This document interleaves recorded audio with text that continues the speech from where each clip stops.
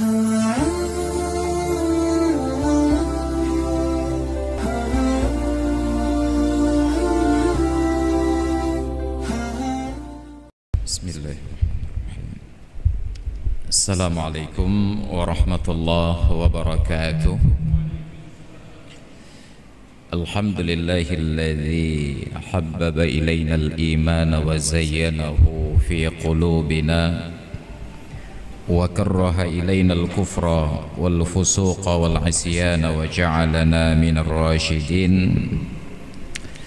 Allahumma salli wa sallim ala nabiyyina wa habibina wa nabiyyina wa maulana Muhammadin asyrafil anbiya'i wal mursalin wa ala alihi wa sahbihi wa azwajihi wa atba'ihi ila yaumiddin. Wa qala Allah ta'ala fil Qur'anil 'azim wa huwa asdaqul qailin, يا أيها الذين آمنوا ادخلوا في السلم كافة ولا تتبعوا خطوات الشيطان إنه لكم عدو مبين. صدق الله العظيم وصدق رسوله النبي الحبيب الكريم ونحن على ذلك من الشاهدين والشاكرين والحمد لله رب العالمين. وبعد, puji dan syukur kehadirat Allah, salawat dan salam kepada Rasulullah, keluarga dan sahabat beliau sekalian, hadirin dan hadirat jamaah salat maghrib dan isya yang dirahmati Allah.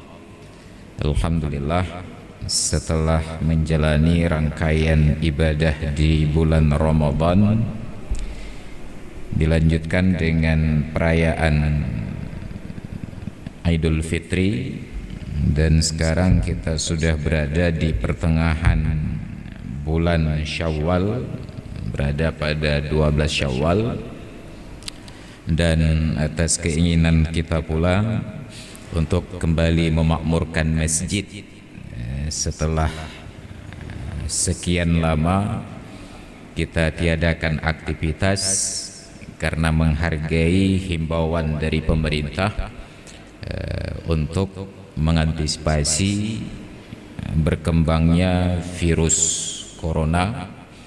Maka dalam beberapa hari terakhir kita sudah mulai mengaktifkan kembali masjid, dan kita juga bersyukur kepada Allah di negeri ini masih punya pemimpin-pemimpin yang memihak kepada syariat walaupun sudah tidak lagi menjabat.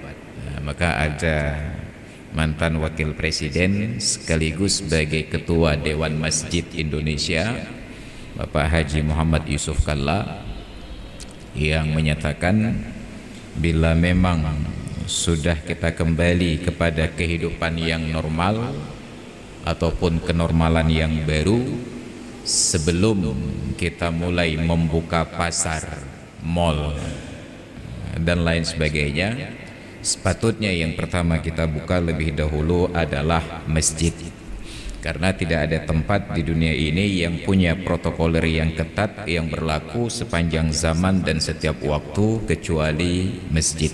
Maka sungguh naif bila kita mencurigai masjid sebagai tempat berkembangnya virus dan lain sebagainya. Alhamdulillah, malam ini pula pengajian kita dilanjutkan kembali, karena sebagaimana tradisi sebelum-sebelumnya, pengajian ini khusus di bulan Ramadan tidak mungkin dilaksanakan di malam Jumat antara maghrib dan isya, maka kita geser ke hari Sabtu, dan sempat ada 3 pertemuan, Sabtu kedua, ketiga dan keempat. Sabtu pertama saya berhalangan, kebetulan di awal Ramadan malam pertama tarawih di Masjid Baitur Rahman Luk Semawe. Kemudian Sabtu yang terakhir, yang kelima, juga berhalangan karena penutup salat tarawih juga di Masjid Al-Muntaha PT PIM di Krunggekuh. Jadi awal Ramadan di Aceh Utara, akhir Ramadan di Aceh Utara. Maka hanya sempat 3 kali pertemuan, berselang 2 kali Sabtu. Maka sekarang sudah kita lanjutkan kembali kajian tentang fikih, dan kita masih berada di dalam rukun salat yang keempat masuk ke yang kelima, yaitu ruku'. Namun ada beberapa informasi penting yang saya rasa sangat relevan untuk kita ketahui dalam kondisi-kondisi seperti sekarang ini. Di dalam kitab An-Najmul Wahhaj jilid yang kedua, tulisan dari Imam Ad-Damiri ketika mensyarahkan Matan Minhaj karangan Imam An-Nawawi, pada bahagian hasyiahnya ditulis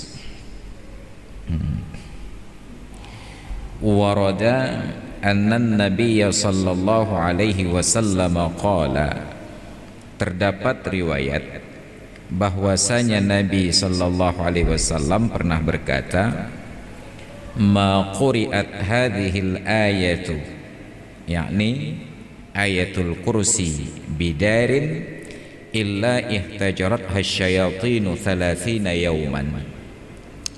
Tidaklah ayat ini dibacakan. Penjelasan ini terkait dengan ayat kursi. Tidaklah ayat kursi ini dibacakan di dalam suatu rumah, kecuali pasti rumah itu akan dijauhi oleh setan-setan selama 30 hari. Wala yadkhuluha sahirun wala sahiratun 40 lailatan. Dan pula rumah itu tidak akan dimasuki oleh penyihir laki-laki dan tidak pula oleh penyihir perempuan selama 40 malam. Ya Ali, kata Rasulullah, wahai Ali, alimha waladaka wa ahlaka wa jiranaka. Ajarkan ayat kursi ini kepada anakmu, keluargamu, dan tetangga-tetanggamu. Fama nuzilat ayatun a'dhamu minha, maka tidak ada lagi suatu ayat yang Allah turunkan yang lebih hebat daripada ayat kursi. Dari sisi ayat, tapi kalau dari sisi surat nanti ada surat yang lain. Dari sisi ayat tidak ada ayat sehebat ayat kursi. Itu dari Rasulullah. Wa an Ali, jadi karena perintah ini oleh Rasulullah kepada Sayyidina Ali, lalu Sayyidina Ali pada kesempatan yang lain menyatakan, sami'tu nabiyyakum ala a'wadil mimbari wa huwa yaqulu, saya mendengar nabi kalian berada di atas kayu-kayu mimbar. A'wadil mimbar, kayu-kayu mimbar, dan beliau sedang berkata, man qara'a ayatal kursi fi duburi kulli salatin maktubatin, barang siapa yang membaca ayat kursi setelah selesai tiap-tiap salat fardu, lam yamna'hu min dukhulil jannati illal mautu, tidak ada perkara yang menghalangi ia untuk masuk surga kecuali mati saja. Hanya karena belum mati maka belum masuk surga. Wala yuwadhibu 'alaiha illa siddiqun, dan tidak ada yang membiasakan rutin untuk membaca ayat kursi itu kecuali pasti seorang dengan derajat siddiq. Kita selalu berdoa pada Allah khususnya di bulan Ramadan, kama an'amta ala minas siddiqin wasyuhada'i wassalihin. Ya Allah, berikan nikmat kepada kami sebagaimana nikmat yang telah Engkau berikan kepada as-siddiqin wasyuhada'i wassalihin. Au abidun, kalau bukan masuk kategori seorang siddiq, minimal dia masuk kategori seorang abid. Wa man qara'aha idza akhadha madja'ahu, dan barang siapa yang membaca ayat kursi ini ketika ia berbaring di atas ranjangnya, amanahullahu ala nafsihi, Allah berikan perlindungan ke atas jiwanya, wajarihi dan tetangganya, wajari jarihi dan tetangga dari tetangganya, wal abiyati haulahu dan rumah-rumah yang ada di sekitarnya. Ya, termasuklah di dalam kitab I'anatul Talibin yang kita pelajari. Nanti pada saat selesai pembahasan rukun salat yang ke-14 salam, nanti dilanjutkan pembahasan tentang disunatkan zikir dan doa. Jadi di dalam penjelasannya dalam kitab I'anatul Talibin oleh Said Abu Bakar Syafa dikutip ada zikir khusus terdiri dari rangkaian beberapa surat, dimulai dari surat Ali Imran 7-8, kemudian Ali Imran 16-17 kalau tidak salah, dilanjutkan dengan ayat kursi, surat Al-Falaq, Al-Ikhlas, Al-Falaq dan An-Nas, berakhir dengan Al-Fatihah. Barang siapa yang membiasakan wirid zikir tersebut setiap selesai sholat fardu, maka Allah akan jauhkan dia dari orang-orang yang bersifat hasad.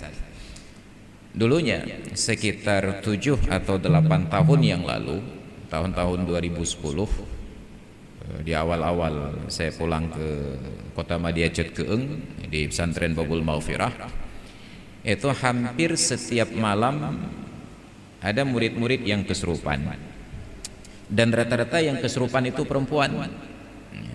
Hampir tidak pernah kita dengar riwayat ada orang laki-laki kesurupan. Makanya Imam Ibnul Qayyim Al-Jauzi dikutip oleh Syekh Atiyah Saqar, sebenarnya diambil dari kitab beliau, kitab Ar-Ruh, bahwa yang namanya kesurupan masru' itu ada dua sebab. Yang pertama boleh jadi karena percampuran kimia-kimia tertentu merusak, menyebabkan kita mengalami kesurupan. Dan yang kedua boleh jadi disebabkan karena pengaruh dominasi jiwa yang kuat atas jiwa yang lemah. Bila dilakukan oleh manusia, kita sebut itu hipnotis ataupun gendam. Tapi bila dilakukan oleh jin, kita sebut itu kesurupan. Maka prinsip dasarnya jiwa yang lebih kuat menguasai jiwa yang lebih lemah. Maka kalau kita perhatikan dalam siaran televisi, proses hipnotis itu dimulai dari mengalihkan perhatian orang yang dimaksud kepada hal-hal yang tidak penting. Disibukkan dengan yang lain lalu dihipnotis. Maka dalam kasus nyata, korban-korban hipnotis itu selalu dalam kondisi belum stabil. Dia pulang dari perjalanan, turun dari kendaraan, ketika sedang masih ngantuk, belum stabil, ditepuk sekali di pundaknya, selesai. Itu hipnotis. Sedangkan kesurupan itu ulah jin. Maka karena tujuannya adalah menguasai jiwa-jiwa yang lemah, biasanya jiwa yang lemah, yang futur itu adalah orang-orang perempuan, istimewanya dalam kondisi sedang tidak suci, menstruasi atau nifas. Maka dulunya ketika sedang marak-marak kasus kesurupan di sekolah-sekolah, rata-rata berita kesurupan itu siswi, pelajar-pelajar perempuan. Jarang sekali kita dengar berita ada siswa yang kesurupan. Kesurupan itu cenderung pada jiwa yang lemah dan itu pada perempuan. Maka kalau ada siswa laki-laki yang kesurupan, itu laki-laki yang keperempuan-perempuanan, agak lemah jiwanya, mudah untuk dipengaruhi oleh setan. Jadi dari uraian Rasulullah tadi, kita ambil yang pertama, saran beliau kepada Sayyidina Ali, orang yang membaca ayat kursi di dalam rumah, maka rumah itu dijauhi oleh setan 30 hari. Biasanya ketika disebut setan itu tidak hanya kepada jin. Setan itu segala hal-hal yang buruk, segala makhluk yang tidak patuh, dalam bahasa agama disebut setan. Sayyidina Umar suatu hari ketika beliau menjabat khalifah, ingin melakukan inspeksi ke sebuah daerah, maka beliau naiklah ke atas keledai kepresidenan. Mungkin kalau bahasa sekarang keledaiwan ya. RI1 di platnya. Belum naik. Ketika arah perjalanan mau ke barat, setiap kali diarahkan ke barat, keledai itu balik arah ke timur. Diarahkan lagi ke barat, dia balik lagi ke timur. Setelah 3 kali percobaan ke arah barat, selalu dia balik ke timur. Akhirnya dengan sedikit emosi, Sayyidina Umar katakan kepada para asistennya, innama arkabtumuni ala syaitanin. Kalian ini menaikkan saya ke atas tunggangan seekor setan. Keledai itu beliau katakan setan. Maka setiap yang tidak patuh dari jenis makhluk apapun itu disebut setan. Maka setan tidak hanya jin. Likulli nabiyyin ja'alna lahum aduwan syayatinal insi syayatinal jinni wal insi. Setiap nabi itu kami jadikan musuh untuk mereka. Siapa? Setan-setan. Mulai dari kalangan jin sampai kepada kalangan manusia. Syayatinal jinni wal insi. Syaitan dari kalangan jin dan syaitan dari kalangan manusia. Apa yang terjadi? Yuhuna ba'duhum ila ba'din zukhrufal qawli ghurura. Mereka saling menghias kalimat-kalimat yang bagus untuk saling menipu. Ini yang terjadi. Makanya kita diajarkan setiap kali baca Al-Quran, a'udzu billahi minasyaitonir rajim. Bukan a'udzu billahi minal iblis, bukan a'udzu billahi minal jin, tetapi a'udzu billahi minasyaiton. Fa idza qara'tal Qur'ana fasta'iz billahi minasyaitonir rajim. Bila engkau membaca Al-Quran, maka berlindunglah kepada Allah dari godaan setan yang terkutuk. Nah, kenapa harus setan bahasanya? Nyatanya yang paling sering mengganggu kita yang baca Al-Quran bukan jin, tetapi manusia. Kalau duduk di rumah sedang baca Al-Quran tilawah, yang ganggu siapa? Kalau bukan istri, anak. Nah, maka kita disuruh berlindung kepada Allah dari godaan setan yang terkutuk. Maka di dalam kitab At-Tibyan fi Adabi Hamalatil Quran, Imam Asyuti menyatakan, orang yang sedang tilawah Al-Quran tiba-tiba bacaannya terputus karena interaksi dengan seorang manusia, istrinya, anaknya, kawan-kawannya, atau siapa saja. Misalnya kita duduk di masjid sedang tilawah Al-Quran, tiba-tiba ada yang datang sekedar berjabat tangan atau bertanya sesuatu, termasuklah mengucapkan salam. Tetap interaksi itu dilanjutkan, jabat tangan, menjawab pertanyaan, membalas salam. Tetapi ketika akan melanjutkan tilawah Al-Quran ini, disunatkan mengulangi lagi bacaan a'udzubillahi minasyaitonirrajim. Sedang baca Al-Quran, assalamualaikum, waalaikumsalam, a'udzubillahi minasyaitonirrajim. Nah, pertanyaannya, setan yang dimaksud di situ siapa? Inilah yang mengganggu tadi. Nah, makanya kalau ada kawan-kawan yang sedang ngaji Al-Quran tilawah nyampe nekoh-koh lagi, jauh setan ya. A'udzubillahi minasyaitonirrajim. Sedang baca Al-Quran, datang istri tanya, bang, pedadagun demon bu, keangkut surem tang. A'udzubillahi minasyaitonirrajim. Istri itulah setan. Kita sedang tilawah Al-Quran, datang anak mengganggu ya. Ini apa jawabannya? Jawab dulu pertanyaan anak-anak, kemudian lanjutkan bacaan a'udzubillahi minasyaitonirrajim. Anak-anak itulah setannya. Makanya kita diajarkan adab-adab tersebut, khususnya di dalam kitab At-Tibyan fi Adabi Hamalatil Quran, penjelasan tentang adab-adab orang yang membaca, mengamalkan, menghafal dan menanggung Al-Quran tersebut. Maka ketika Nabi katakan orang yang baca ayat kursi dalam satu rumah, rumah itu akan dijauhi oleh setan selama 30 hari. Bukan hanya jin, segala hal-hal yang buruk itu akan menjauh. Dan tidak akan dimasuki oleh penyihir laki-laki dan tidak pula penyihir perempuan selama 40 hari. Jadi Harry Potter nggak bisa masuk ke dalam 40 hari. Ini yang diajarkan. Maka di pesantren tadi, ketika saya ajarkan anak-anak, saya ketik secara terpisah kutipan dari kitab I'anatul Talibin, zikir-zikir yang dimaksud. Kemudian saya perbanyak, saya fotokopi, saya bagi kepada setiap murid. Saya katakan setiap selesai sholat, bacalah zikir ini sebagai wirid. Hanya sekitar 7 hari berturut-turut, subuh, duhur, asar, maghrib, isya dibaca. Alhamdulillah sejak dari saat itu sampai hari ini tidak ada lagi kasus kesurupan. Jadi kalau bahasa orang tua di Aceh disebut pagu tubuh. Sejak dari saat itu, alhamdulillah sampai hari ini tidak ada kasus lagi murid-murid baik perempuan apalagi yang laki-laki yang kesurupan. Maka sepatutnya nanti bisa, kalau ada kesempatan di pertemuan yang akan datang, saya akan bawakan kopiannya untuk diperbanyak, untuk dibaca sebagai wirid. Setiap selesai sholat fardu 5 waktu baca sekali saja, karena itu semuanya ayat-ayat Al-Quran. Surat Al-Imran mulai dari awal itu, syahidallahu annahu la ilaha illa huwa wal malaikatu wa ulul ilmi qa'iman bil qisti la ilaha illa huwal azizul hakim innad dina 'indallahil islam qulillahumma malikal mulki tu'til mulka man tasha' wa tanzi'ul mulka mimman tasha' wa tu'izzu man tasha' wa tudhillu man tasha', dan seterusnya. Zikir. Jadi kalau masih ada yang katakan bahwa itu bid'ah juga karena Nabi tidak pernah praktekkan, yang punya setannya. Jadi kita baca zikir itu, wirid itu dibaca berulang-ulang, insya Allah akan menjauhkan kita, keluarga kita, tetangga-tetangga kita dari semua kejahatan-kejahatan, termasuklah mungkin virus-virus corona ini. Karena virus corona ini juga masuk kategori setan, setan dalam bentuk virus. Jadi itu dari zikir-zikir yang kita pelajari. Maka Rasulullah katakan, wahai Ali,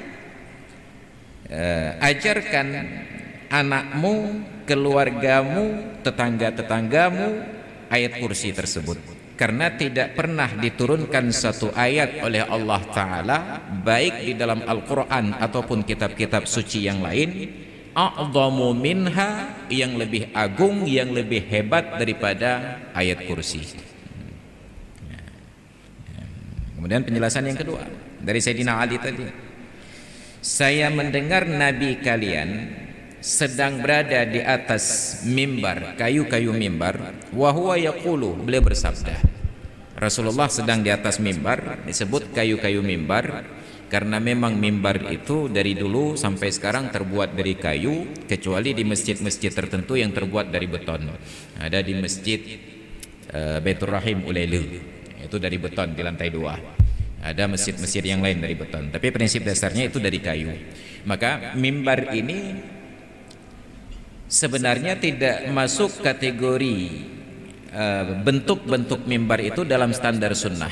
Jadi ketika ditanyakan kepada Syekh Atiyah Saqar dalam kitab Min Ahsanil Kalam fi Fatawal Ahkam, kemudian diperbanyak, dikutip, ditambah fatwa-fatwa yang lain, sehingga kitab itu berubah nama menjadi Al-Fatawa Al-Azhariyah, fatwa-fatwa ulama dari Universitas Al-Azhar. Apa kata beliau? Mimbar ini dasarnya hanya pelepah-pelepah kurma yang disusun ketika Nabi menyampaikan khutbah di hari Jumat, di salat Id dan waktu-waktu yang lain. Nabi berdiri lebih tinggi dari posisi sahabat-sahabat yang duduk, agar rambatan gelombang suara itu lebih jauh, sebab tidak ada sound system di kala itu, dari pelepah kurma. Lalu setelah sekian lama terbetiklah sebuah keinginan di hati seorang tukang kayu.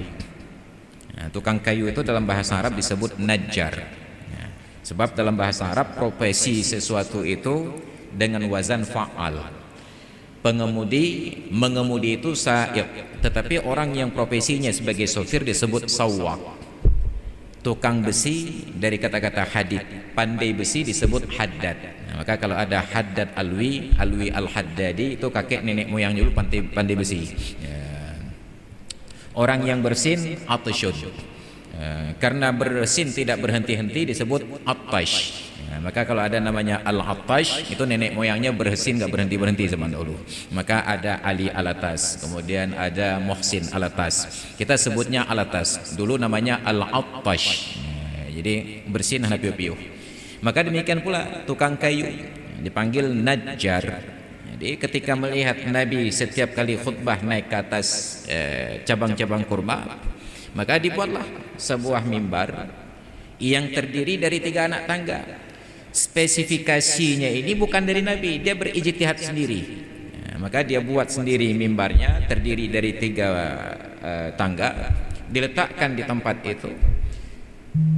Pertama kali dipakai mimbar itu oleh Nabi di hari Jumat.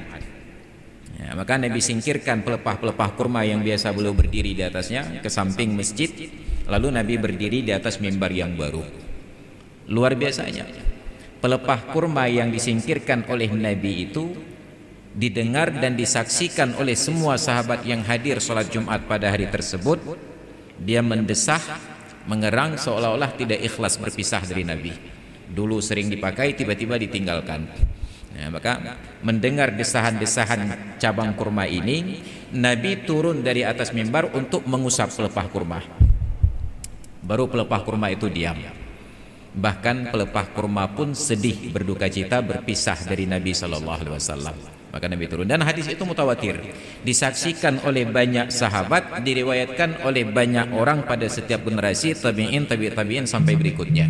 Maka hadis itu hadis mutawatir. Apa makna mutawatir? Tidak mungkin ada jumlah orang sekian banyak berkumpul untuk sepakat berbohong. Jumlah orang yang mustahil untuk sepakat berbohong, itu disebut mutawatir. Dari setiap generasi, mulai dari generasi sahabat, tabi'in, tabi'in sampai ulama-ulama sesudahnya, diriwayatkan dari generasi ke generasi dalam jumlah perawi yang mustahil secara akal bagi mereka untuk sepakat berbohong. Ini terjadi, maka Nabi turun. Maka tidak ada standar di Nabi bahwa mimbar itu harus seperti ini. Maka berkembanglah mimbar itu dari pertama 3 anak tangga di zaman Rasulullah, Abu Bakar, Umar, Utsman, Ali, Muawiyah, Yazid dan seterusnya. Karena umat Islam semakin banyak, ibu kota Islam dipindahkan ke Damaskus di Suriah. Lalu oleh rajanya masa itu, Abdul Malik bin Marwan, berinisiatif untuk menambah lagi 6 anak tangga. Jadilah total jumlah tangga mimbar Nabi itu menjadi 9 anak tangga. Maka berdiri tinggi. Sehingga kalau kita perhatikan mimbar-mimbar di Arab itu rata-rata posisinya tinggi, 9 anak tangga. Nah sekarang, dulunya di Banda Aceh yang ada masjid dengan 9 anak tangga pada mimbarnya itu di Masjid Baitul Alam, Hokang Kosnawi. Di Masjid Baitul Alam pada masa almarhum Abu Nasiruddin Daud. Saya pernah pertama kali jadi khatib di tempat tersebut. Memang agak goyang kita sampai di atasnya, berdiri tinggi, orang semuanya di bawah. Kemudian diikuti termasuk di Masjid Agung Kota Langsa, Darul Falah. Kemudian baru di Masjid Baitul Salin oleh Garing. Itu bukan standar sunnah, tetapi standar dari sejarah. Nabi tidak arahkan kepada tukang kayu pesan bahwa kalau kamu buat mimbar, mimbarnya itu harus 3 anak tangga. Kalau engkau buat mimbar, mimbarnya itu harus terbuka ke depan. Tidak, itu kembali kepada kemaslahatan masing-masing. Nah, maka di zaman Nabi 3 anak tangga, terbuka ke depan, naik dari arah depan, kemudian menghadap ke arah jemaah. Kemudian berubah sesuai dengan keadaan. Maka termasuklah ada yang tertutup pakai mimbar ke depan dan lain sebagainya. Itu sesuai dengan kebutuhan. Nah, karena nanti ada pengajian dari atas mimbar, tempat meletakkan kitab. Nanti ada khatib-khatib yang tidak hafal rukun-rukun khutbah, meletakkan konsep. Nah, kalau sempat konsepnya hilang, maka habislah khutbahnya dan lain sebagainya. Itu kembali kepada kebutuhan masing-masing. Dan kita tidak boleh mengklaim bahwa yang ini sunnah, yang lain bid'ah. Karena mimbar itu ijtihadi, bukan nas, bukan petunjuk khusus dari Rasulullah. Maka diingatkan untuk melakukan hal-hal yang demikian. Di Nabi di atas mimbar beliau katakan, barang siapa yang membaca ayat kursi setiap selesai sholat fardu, tidak ada yang menghalangi ia untuk masuk surga kecuali karena belum mati saja. Makanya kita biasakan. Dan biasanya saya kalau memimpin sholat berjamaah, kalau melanjutkan dengan wirid, tidak berpanjang-panjang, karena tidak semua jemaah itu dalam posisi siap untuk berlama-lama wirid. Ada yang kepentingannya ingin melanjutkan perjalanan, apalagi masjid kita ini di tepi jalan.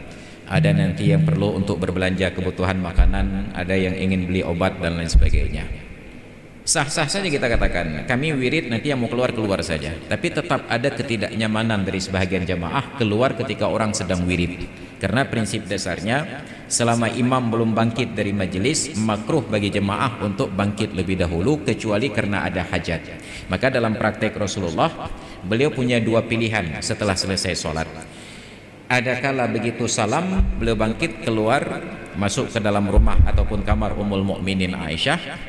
Ada kala beliau tetap duduk di tempat duduknya dengan membalik arah ke arah jemaah. Kenapa? Untuk membuka ruang agar orang yang ingin melanjutkan aktivitas bisa segera berangkat. Nah, maka ada dua pilihan tersebut.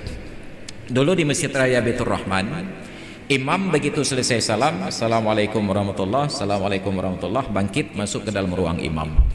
Kemudian sekarang imam setelah selesai sholat menghadap ke arah jamaah, kemudian istighfar, dilanjutkan dengan doa salah kadar, sholawat, kemudian bangkit. Dua-duanya itu ada pilihan, mau yang ini silahkan, mau yang itu silahkan. Nah, tapi persoalannya, kalau kita berpanjang-panjang mengamalkan wirid subhanallah subhanallah 33 kali, alhamdulillah 33 kali, Allah Akbar 33 kali, dipimpin oleh imam secara berjamaah, ada orang yang buru-buru untuk hajat yang lain, mau melanjutkan wirid dia buru-buru, mau keluar buru-buru nanti dipelototi oleh jemaah lain. Kalau menimbulkan ketidaknyamanan, makanya saya hanya pimpin saja istighfar 3 kali, dilanjutkan dengan zikir Allahumma antassalam wa minkas salam, dan dilanjutkan dengan ayat kursi, dan berakhir dengan Al-Fatihah. Sederhana saja. Setelah selesai sholat bahwa ada yang melanjutkan zikir subhanallah alhamdulillah Allahu akbar, silakan sendiri-sendiri karena imamnya sudah selesaikan. Maka prinsip imam itu kata Rasulullah, idza anna ahadukum qauman falyukhaffif. Apabila salah seorang di antara kalian mengimami suatu kaum, maka ringankanlah. Ringan yang dimaksud itu tidak boleh lama yang bertele-tele dan membosankan, tidak boleh terlalu cepat, terlalu ringan yang menyebabkan cacat pada bacaan dan gerakan-gerakan. Maka sederhana. Dan itu juga kembali kepada kebiasaan di daerah masing-masing. Bagi orang Arab, berpanjang-panjang pada bacaan sholat tidak ada masalah, karena mereka pahami apa yang dibaca dan mereka menikmati. Sedangkan kita berpanjang-panjang pada bacaan, itu ada gugatan dari sebagian jemaah. Jadi kalau terlalu sering berlama-lama demikian, nanti masuk dalam ancaman. Salah satu dari 3 golongan manusia yang amalannya diangkat oleh Allah tidak lebih tinggi dari daun telinganya adalah imamul qaumin wa hum lahu karihun. Seorang yang mengimami suatu kaum, boleh jadi maknanya imam salat, boleh jadi pemimpin masyarakat dari tingkat kecil sampai presiden. Dia mengimami masyarakat wa hum lahu karihun, sedangkan masyarakat itu membencinya. Nah, boleh jadi karena kesehariannya, akhlak dan tingkah laku, boleh jadi karena prakteknya di dalam sholat. Ada banyak kaitannya. Orang-orang yang seperti ini bila ngotot memaksa diri untuk menjadi imam, jamaah tetap dapat pahala, tapi imam ini pahalanya diangkat oleh Allah, tapi tidak lebih tinggi dari daun telinganya. Sayangnya belum pernah ada manusia yang daun telinganya lebih tinggi daripada kepalanya, kecuali vampir. Baru lebih tinggi dari kepalanya. Maka itu harus menjadi catatan bagi kita. Bila amma ahadukum qauman falyukhaffif.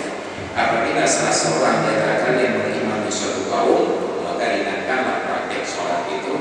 Jangan lama yang bertele-tele dan membosankan, jangan terlalu cepat yang kemudian mendatangkan cacat dan tidak sempurna pada aturan-aturan ibadah. Setidak-tidaknya ayat kursi ini kita baca ketika akan berangkat tidur. Maujah, tempat kita berbaring. Tempat berbaring itu tidak harus berbentuk ranjang. Ranjang dalam bahasa Arab disebut serir. Maka bahasanya itu maujah, tempat berbaring. Boleh jadi tidur kita di lantai seperti di masjid. Saat kita akan luruskan punggung, baca ayat kursi. Boleh jadi maujah itu orang tidur sambil duduk. Maka saat dia akan tidur, dia baca ayat kursi. Kalau itu dilakukan, amanahullahu ala nafsihi, Allah akan amankan dirinya. Berikan keamanan, bukan amankan. Karena mengamankan dengan memberikan keamanan itu berbeda. Kemana Ustaz sudah diamankan? Itu bahasanya beda sekali. Sudah diamankan. Memberikan keamanan ke atas dirinya, wajari dan kepada tetangganya, wajari dan tetangga dari tetangganya, wal abiyat ya qaulahu, dan beberapa rumah yang ada di sekitarnya. Maka mungkin disebabkan karena kebiasaan-kebiasaan kita mengamalkan wirid-wirid seperti inilah, maka Allah jadikan negeri kita ini, Aceh tercinta ini, menjadi kawasan yang bebas dari coronavirus. Bahkan mohon maaf, bukan dalam makna sombong,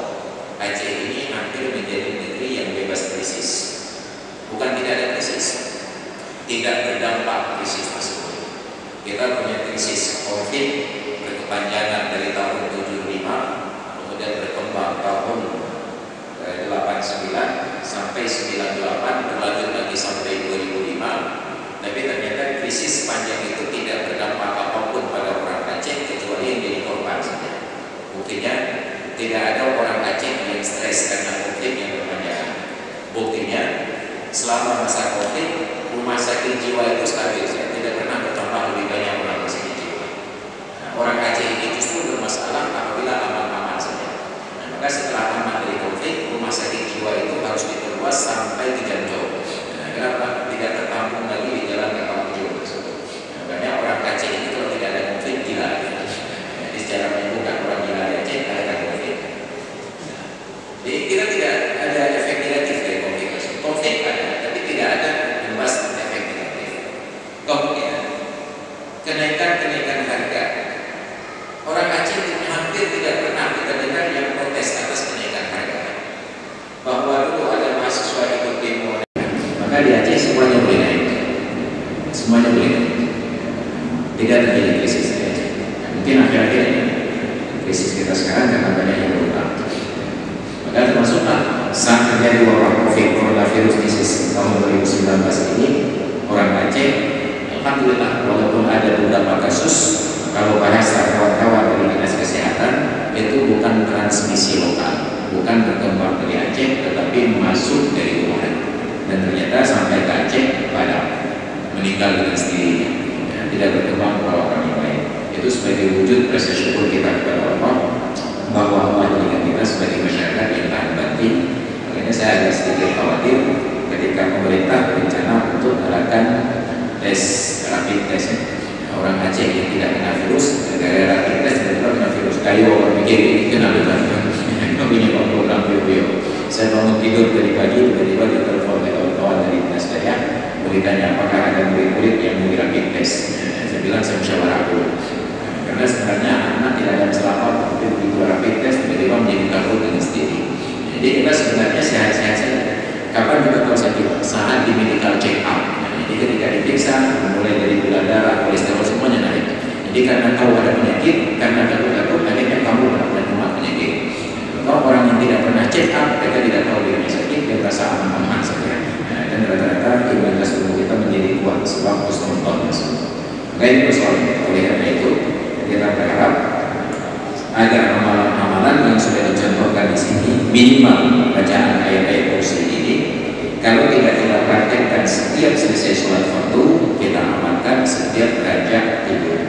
Untuk dijadikan sebagai wirid, maka tidak bermasalah bagi orang yang memaaf dalam keadaan berjunub. Kenapa? Yang tidak boleh bagi orang yang berjunub adalah membaca Al-Quran. Tetapi bila ayat-ayat tertentu dari Al-Quran itu sudah dijadikan wirid rutin, sehingga saat ayat itu terbaca tidak lagi terbayang sebagai Al-Quran, berjalan begitu saja. Seperti kita naik kendaraan, langsung terbaca ayat Subhanalladzi sakhkhara lana hadza wa ma kunna lahu muqrinin wa inna ila rabbina lamunqalibun. Kita tidak lagi teringat bahwa ini ayat Al-Quran, sebelum bahasa. Maka itu tidak dilarang ketika kita dalam bacaan berjunub. Hanya dilarang dalam bacaan junub membaca Al-Quran dengan niat itu sebagai Al-Quran. Makanya Universitas Al-Azhar ketika ujian akhir tahun Darusani, salah satu materi yang diujiankan adalah hafalan Al-Quran. Bagi kami laki-laki tidak ada masalah. Tapi ketika ujian Al-Quran ini untuk mahasiswi yang perempuan, tentu saja ada di antara mereka saat ujian itu dalam keadaan menstruasi. Tapi dosen-dosen Al-Azhar itu tidak terima alasan menstruasi untuk tidak ikut ujian Al-Quran. Kalian tidak sedang baca Al-Quran, kalian sedang diuji tentang ujian Al-Quran. Maka tetap hafal sebagai pelajaran, bukan dihafal sebagai Al-Quran. Maka tidak ada izin untuk ujian ulangan Al-Quran hanya karena kondisi sedang menstruasi. Itu terjadi. Maka ditulislah kitab fikih, termasuk kitab I'anatul Talibin yang kita baca. Salah satu pantangan yang tidak boleh dilakukan dalam keadaan berhadas besar adalah qira'atul Qur'an biniyatihi, membaca Al-Quran dengan niat itu sebagai Al-Quran. Maka di pesantren ketika ada bacaan Al-Quran untuk anak-anak, kami download dari halaman-halaman internet, kemudian diprint, dicetak, dan diperbanyak. Itu tidak dinamakan mushaf, hanya untuk dibaca sebagai sebuah pelajaran. Dulu saya katakan pertama kali ide itu muncul di Fatih Ilmu School yang ada di Lambaga. Mereka punya lembaran-lembaran Al-Quran yang sudah dilaminatin. Saya ditanya kenapa demikian. Salah satu alasan petugasnya adalah supaya mushaf Al-Quran yang dipegang oleh anak-anak ini tidak terpapar pada hal-hal yang tidak perlu. Karena anak-anak yang pegang Al-Quran tidak ada nanti dia tulis pesan-pesan cinta di situ. Sebab surat cinta diperiksa, maka ditulis pesannya itu di lembaran-lembaran Al-Quran. Ataupun minimal dia akan menulis namanya. Padahal mushaf Al-Quran itu tidak boleh ada tambahan-tambahan tulisan, kecuali orang-orang yang memang mempunyai otoritas untuk menulis. Semacam penelitian lajnah tasnif itu sama persis seperti BPKB keterangan. Tidak boleh sembarangan orang menulis-nulis di lembaran-lembaran BPKB. Hanya orang-orang yang punya otoritas untuk menulis di lembaran tersebut. Demikian pula mushaf Al-Quran. Makanya kalau kita ke Arab Saudi naik haji atau umrah, ketika ada niat nazar ataupun keinginan untuk mewakafkan Al-Quran ke Masjidil Haram dan Masjid Nabawi, tidak bisa bawa Al-Quran dari Aceh, tidak bisa sembarangan dari Arab Saudi. Dia ada standar khusus untuk bisa diletakkan di dalam Masjidil Haram dan Masjid Nabawi. Kalau kita bawa mushaf dari Aceh diletakkan di Masjidil Haram, itu hanya bisa bertahan sampai 1 kali 24 jam. Karena nanti akan datang petugas masjid untuk merapikan susunan-susunannya. Bila terlihat cetakan dan ukuran yang berbeda, itu akan dikeluarkan. Nanti dikumpulkan untuk disedekahkan ke masjid-masjid yang lain. Yang penting itu keluar dari Masjidil Haram dan Masjid Nabawi. Maka kita bisa beli pada orang-orang yang menjual mushaf itu di depan masjid atau di toko-toko buku. Kita sampaikan wakaf. Tidak perlu panjang masalahnya, hanya wakaf saja. Mereka tahu mushaf yang mana yang boleh dijadikan wakaf. Maka begitu dikeluarkan mushaf wakaf tersebut, mereka sudah punya stempel khusus wakaf. Jadi bukan kita buat tulisan tangan ini wakaf dari Masrul Aini Al-Jadul Ilmi untuk Masjidil Haram. Tidak boleh, karena hanya orang yang punya otoritas khusus dengan standar khusus yang boleh untuk menulis pada lembaran-lembaran mushaf. Maka untuk mengantisipasi agar anak-anak tidak membuat coretan-coretan di mushaf Al-Quran, difotokopilah, diprint, diperbanyak, dilaminatin agar tidak ada tambahan-tambahan tulisan di atasnya. Itu terjadi. Maka kita menjaga hal ini ya, dari pantangan-pantangan tadi. Sehingga kesimpulannya, bagi orang yang wirid menjadikan ayat kursi ini sebagai wirid setiap kali akan tidur, maka tidak ada larangan dan tidak menjadi persoalan bahwa dia sedang dalam keadaan berhadas besar, terjemur, menstruasi ataupun nifas. Dengan catatan jangan dibaca dari tulisan yang terdapat di mushaf, yang hanya membaca dari hafalan-hafalannya saja. Biar sekalian jemaah pengajian sholat maghrib dan isya yang dimuliakan Allah. Demikian sekedar pengantar untuk pertemuan pertama kajian kita setelah bulan Ramadan ini. Mudah-mudahan dengan sering membaca wirid ayat kursi ini, Allah akan menjauhkan kita dari bahaya coronavirus. Karena kita juga khawatir belum ada daerah di dunia ini yang mendapatkan kesan sebagai kawasan hitam kecuali di Indonesia dan di Wuhan. Di Wuhan hitam, sekarang di Indonesia sudah ada, di Surabaya juga sudah menjadi kawasan hitam, bukan lagi merah, nggak hitam. Jadi mudah-mudahan kita di Aceh tetap dijauhkan dari bahaya-bahaya tersebut dengan wirid-wirid, dengan membaca Al-Quran. Karena Allah juga sudah menyatakan, wa nunazzilu minal Qur'ani ma huwa shifaa'un wa rahmatun lil mu'minin wa la yazidu adh-dhalimina illa khasara. Dan yang diturunkan sebahagian dari Al-Quran tersebut menjadi rahmat dan menjadi penyembuh bagi orang-orang yang beriman, dan tidaklah bertambah bagi orang-orang yang zalim kecuali kerugian. Kemudian yang kedua, satu lagi yang perlu kita sampaikan, karena juga sedang heboh sebab pemerintah Republik Indonesia melalui Kementerian Agama telah mengeluarkan pengumuman secara resmi bahwa ibadah haji di tahun ini ditiadakan. Persoalan politik itu ada lembaga sendiri, biarlah DPR yang urus. Tapi untuk saudara-saudara kita, kerabat-kerabat kita yang sudah punya harapan besar untuk berangkat haji tahun ini ternyata gagal, maka kita kembali kepada prinsip dasar. Haji itu benar untuk Islam, haji itu benar wajib, tetapi haji itu ada syarat, ada rukun Rukunnya itu ada 4: Islam, baligh, berakal, dan istita'ah. Istita'ah itu bahasa kita mampu. Maka mampu ini ada kala istita'ah bin nafsi, punya kemampuan sendiri, ada kala istita'ah bil ghair, mampu difasilitasi oleh orang lain. Maka dalam penjelasan para ulama, termasuk alasan ketidakmampuan itu adalah karena tidak aman di jalan. Bisa jadi dulu ada perang teluk, takut nanti kalau pesawat lewat di atas ditembak umpamanya. Di zaman sebelumnya ketika naik haji itu jalan darat, ada penyamun. Jadi kalau berangkat tidak ada rombongan, disambung di tengah jalan, ketemu perompak, rampok, kita dirampok, itu juga menjadi adamul istiqamah. Nah sekarang ternyata bukan hanya di jalan tidak aman, di kendaraan tidak aman, di rumah juga tidak aman karena corona. Maka itu sudah menjadi sebuah alasan bagi orang-orang yang tidak bisa berangkat di tahun ini. Tapi persoalan politik itu bukan wilayah kita untuk membicarakan, karena pemerintah sudah berencana uang jemaah haji itu untuk memperkuat rupiah itu bagai itu biarlah pemerintah yang urus. Kita terima hasilnya saja, karena itu juga hasil dari pilihan kita masing-masing. Ya hadirin sekalian yang bermanfaat. Dan demikian sekedar pengantar dulu. Mungkin kita ambil waktu sedikit, ada hal-hal yang ingin didiskusikan dan kita